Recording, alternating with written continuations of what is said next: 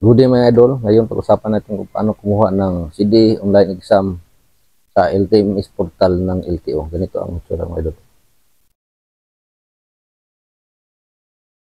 Una, punta tayo sa Google, i-search natin yung LTMS portal ng LTO, click natin. Yan ang lumabas mga idol. Website ng LTO.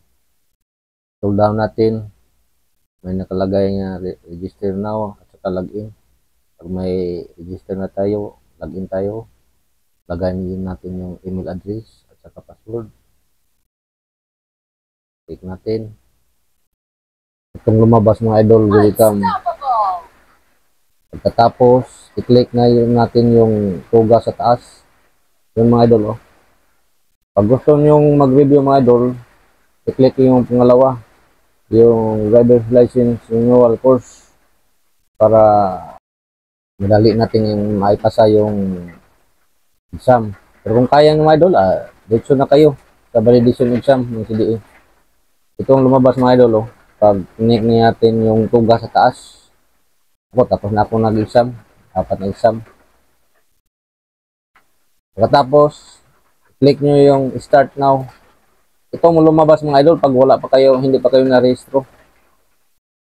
Scroll down nyo lang. May makita kayong box sa ibaba. Yes, I accept. I-check nyo. Type nyo yung CAPTCHA. Pagkatapos, enroll as individual. Click nyo mga idol.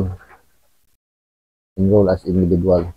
Pagkatapos, may mga pilapan kayo dito. Yung license number niyo at saka yung serial number nandoon sa likod sa lisensya nyo mga idol, makita. Pagkatapos, start na kayong mag-exam mga idol. Pagkatapos, pasa na. Ganito lang mga idol, dali.